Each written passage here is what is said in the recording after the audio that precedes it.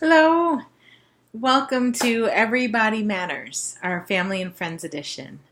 I'm Jill Catherine, the host of our chat, and we welcome you to our monthly conversation where we talk about how you can best support your loved one who's struggling with an eating disorder, disordered eating, or body dissatisfaction.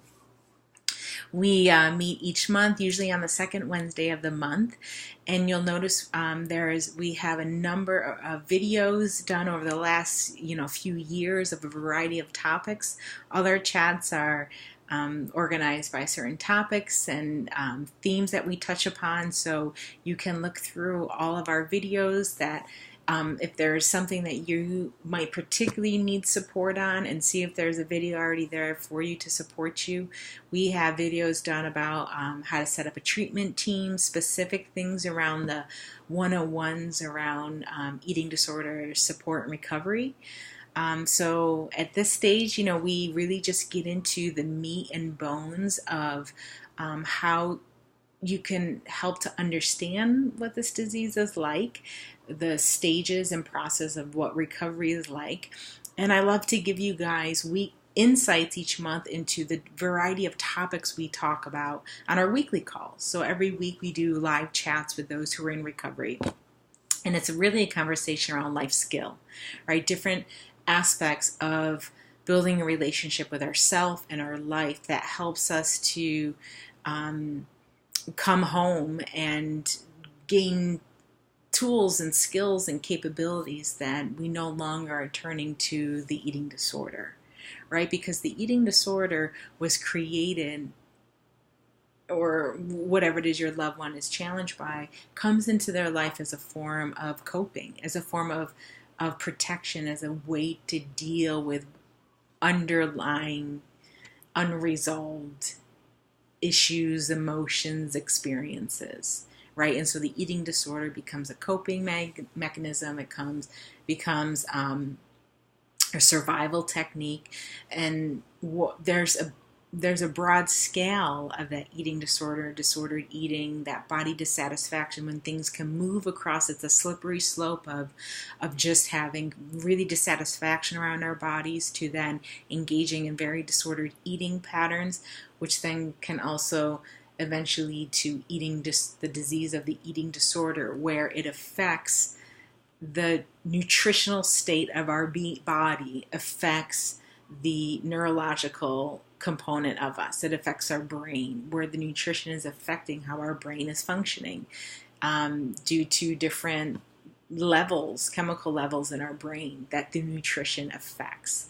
So this is often when I'll use the language talking it around brain disease, is to really helping us dispel this myth around what eating disorders are, and realize that they're because of us being nutritionally underfed in some capacity. And underfeeding doesn't mean small body. Underfeeding can also be in bigger bodies, but it affects how our brain function. It affects obsessive compulsive thoughts in our brain. So this is why there's this broad pendulum, right? And we talk about this slippery slope that can happen with body dissatisfaction and disordered eating.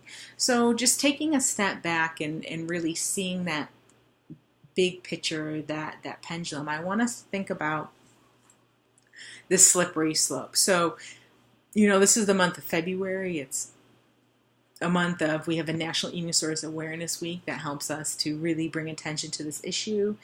And one of the challenges we face in doing this is because of a lack of knowledge, many people could be struggling with this, but don't even realize it. That disordered eating and eating disorders and being dissatisfied with our bodies have become very normal in our culture. Very normal. It's become normalized, meaning we become used to hearing people putting themselves down and not feeling like their body measures up. We become used to people feeling like they're not good enough or beautiful enough or whatever enough because of what they physically look like, because they're not meeting some beauty standard. It becomes normal to see people of all bodies say they're not healthy enough or fit enough or whatever category it is, because their body isn't meeting an image-based ideal of what a body should look like for that particular category. That's our normal conversation in our culture. So when we bring awareness to this, a lot of us don't even see what would be wrong with that. It's normal to feel that way. It's become normalized for many people to have thoughts in their head that is worrying about food. Should I eat this? Shouldn't I eat this? Feeling guilty about food, feeling confused about food, thinking all day about food, wondering what's healthy for them to eat, what's not healthy for them to eat.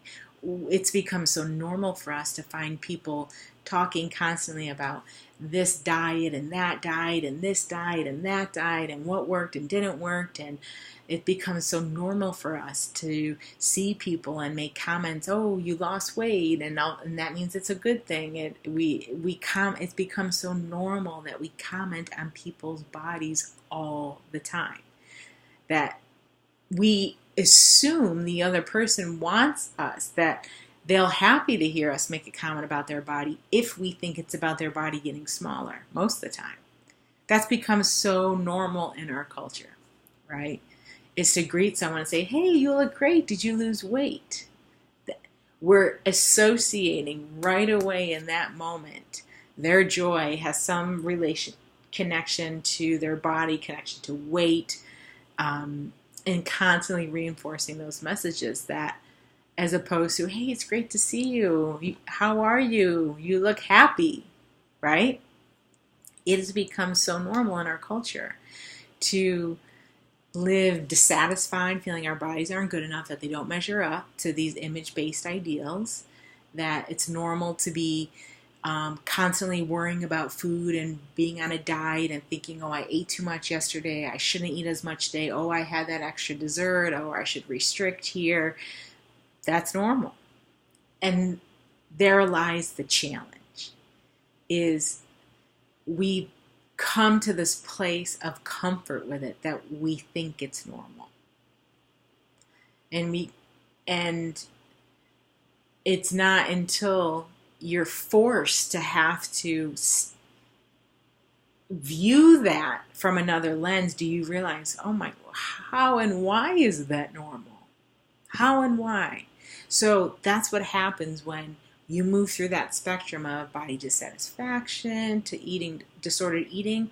When you move into that spectrum of getting sick, literally struggling with the disease of an eating disorder, your way to recover has to jump out of that spectrum. You have to literally get yourself out of it and start to create a new normal that is believing that your body is good enough regardless of its shape or size. A new normal that's believing that you're enough regardless of what your body looks like. A new normal that realizes that bodies of all shapes and sizes can be healthy, can be athletic, can be beautiful, can be sexy, can be strong, can be healthy. When you got to jump out of that and start to realize, create this new sense of normalcy to recover. You have to create a new sense of normalcy where, and this is one of the most necessary is the food part, because in the eating disorder, the nutritional part is so extreme is why it's affecting the brain, right? And so having to start to have a different, slow relationship with food over time that becomes an intuitive relationship to food, right? That it's nutrition, it's wanting to feed our body nutritiously and knowing what it needs, and trusting to listen to what our body needs, not trusting to listen to what the new diet trend is, which is then playing into the narrative of it's necessary to always be trying to lose weight, to always then have this body that looks a certain way. This is, the requirement of recovery. You got to jump out of that and create this new normal. And, why am I sharing this with you? Because all our culture lives in this very toxic conversation around, body and food, that lives in this spectrum. All of us. And there's no doubt that, and this isn't blame or shame, but there's no doubt that many of us who are supporting our loved one could be lost in that narrative, right? Could be subscribing and buying into this narrative that many of us feel. It's the mass narrative, right? That many of us believe. And so in your efforts to support your loved one in recovery, it will, only you can decide whatever you want to do, but it will behoove them and help them for you being willing to jump out of that spectrum and create a new normal as well. And to be curious, why do I think it is normal for me to be dissatisfied with my body? We maybe never question it, right? When we're sick with the eating disorder and we're going through recovery, you have to question it. You have to question that. That's part of the recovery process. You have to question why you believe that, why values are structured in our culture that way. You have to then create your own values that are not in alignment with that in order for you to heal. That is what's required. And so as loved ones who are wanting to support someone who's in recovery and struggling with this disease, you have an influence, you have an impact, and you can help be part of the solution. And you can help be part of that solution by questioning what that normal narrative is and poking and prodding it and being willing to discover a new narrative with your loved one or even on your own.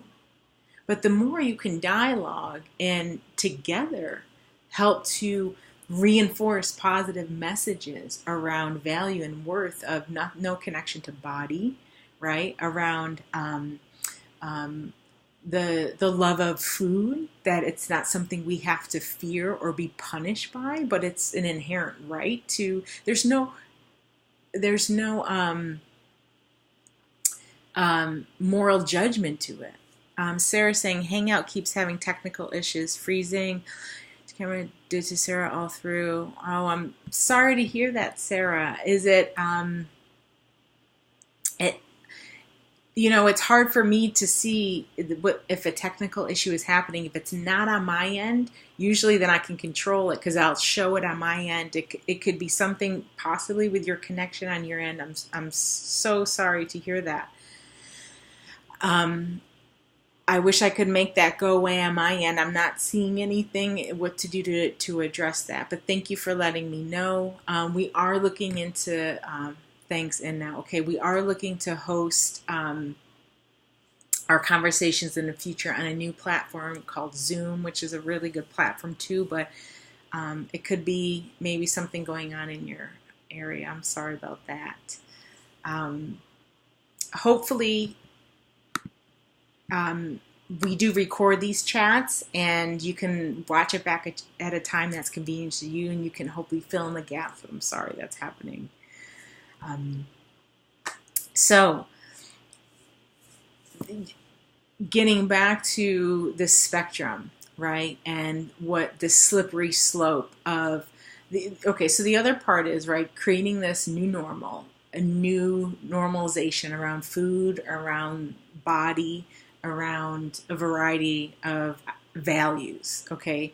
So that's really important, and bringing it to you guys this month. It's National Eating Disorders Awareness Week, and saying, this is what's required, that we become so complacent as a culture, and it just digs in deeper and deeper in this putting moral judgments on bodies, saying, valuing people differently based on the size of their bodies. I mean, think about that we do that as a culture.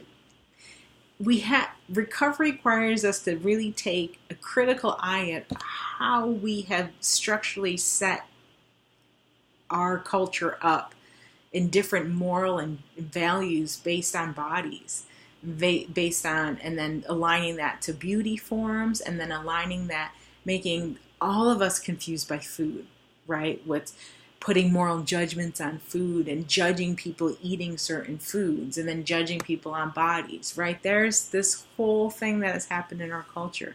So thinking about that for yourself, thinking about how that maybe in your family unit, messages that were reinforced. Again, please know these conversations are never about blame. It's just about getting awareness. I don't believe anyone, who's struggling with this stuff is trying to hurt other people, right? It's shining a light on how we're all learning, we're all imperfect, we're all doing the best we can, right? So taking a look at how you fall into what the normal narrative is around this topic is really important, and asking those questions and being involved with your loved one as they're creating that new narrative. It could be an opportunity for you to do it, you two do it together. So the other part is a slippery slope that I want to talk about on the spectrum, is that it is not uncommon, right? We see often that those of us sort of move through this spectrum, and it can be a very slippery slope where a lot of us, right, will have the seeds of body dissatisfaction, feeling like, our bodies just aren't enough. Yet our brains aren't having this obsessive compulsive voice in our head that's telling us to, do harmful things to our body. That happens in the eating disorder. But we're just sort of, living in that normal narrative of, oh, I'm not thin enough, and, my body needs to look a certain way for me to have value. A lot of us feel like that every day.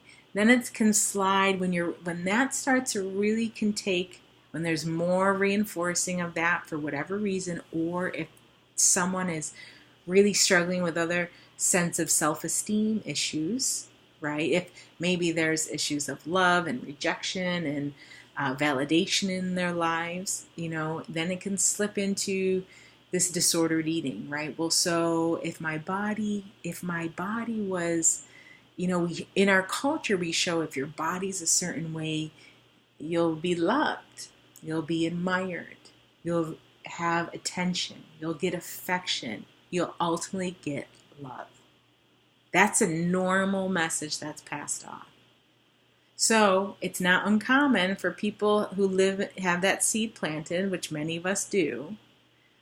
If things get triggered in our lives emotionally, we can move into this place of disordered eating. We start to, try to control food and to control our body. And so we start to restrict food, and we might then, because we're restricting, then binging on certain food because it's thrown off an imbalance, right? So often that is happening.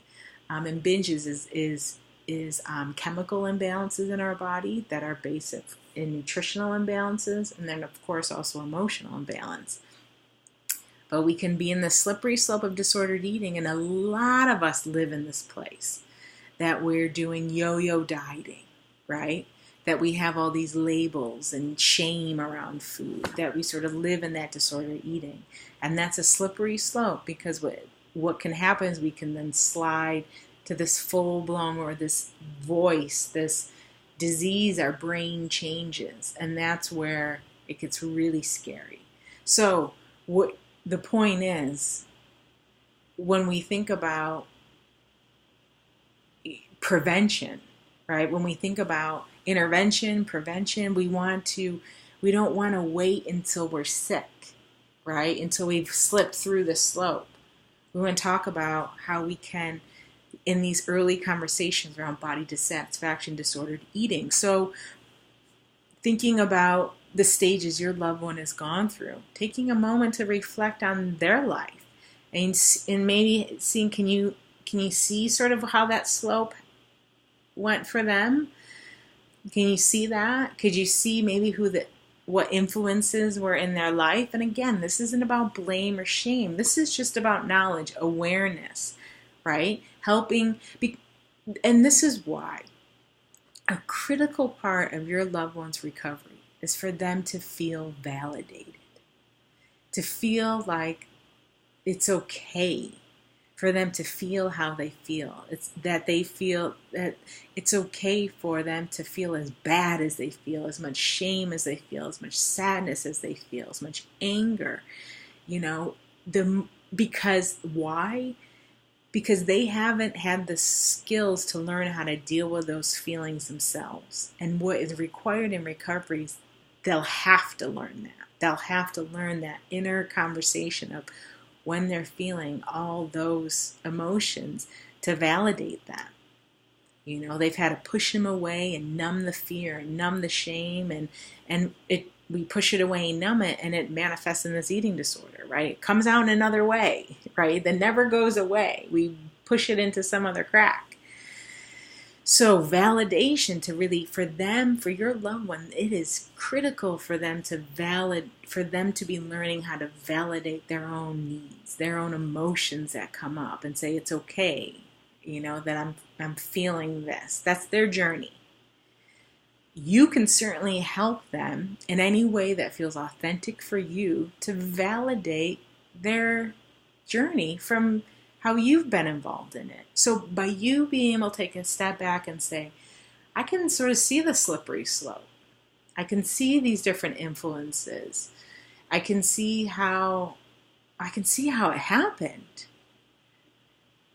That's huge. And being able to validate that for them, and then help validate, the difficult journey coming back and the stages of that. But that is a very helpful support if someone's able to do that, if you're able to do that. And even if you yourself contributed just unknowingly to part of that slippery slope, it helps even more, right? For you to offer that validation, to offer that understanding, because we're all in this together. I mean,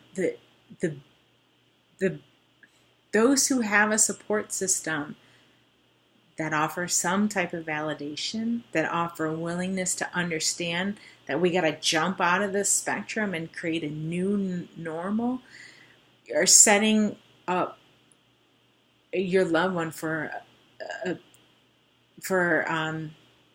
better opportunity to recover, really. Because here's the thing, right? So the world, our culture, like we said, has this very dysfunctional and unhealthy narrative and relationship on the spectrum. That's what our normal is, and it's very unhealthy. So that whole big conversation isn't going to change overnight, and it's slowly changing in ways that are positive, and it's slowly changing in ways that are more difficult.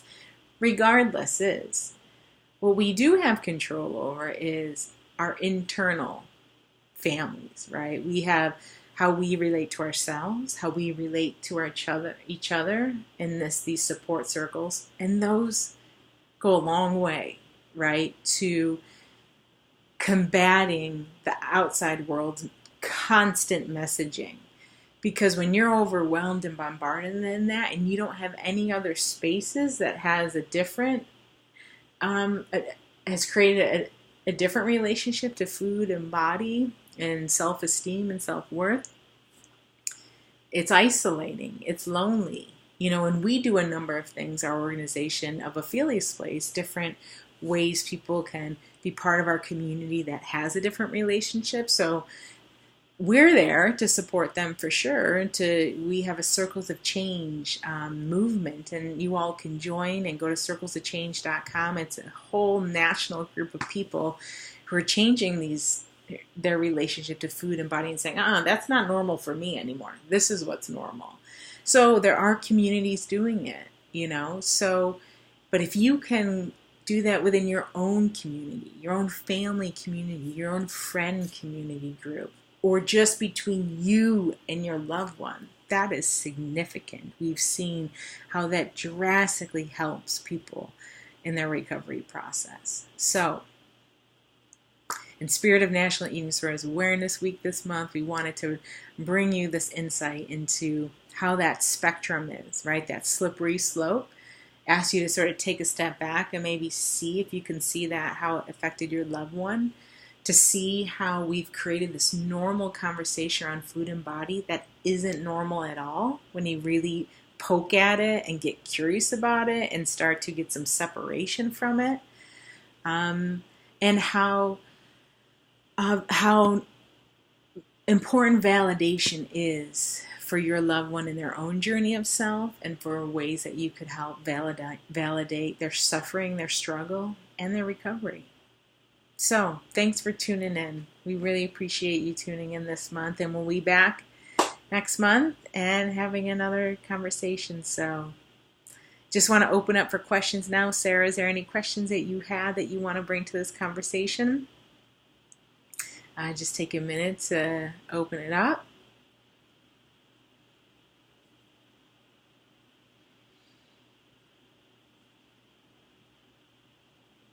All right. Well, we'll wrap it up then, and we'll be back next month for another topic. Okay. Thanks for tuning in. We'll see you then.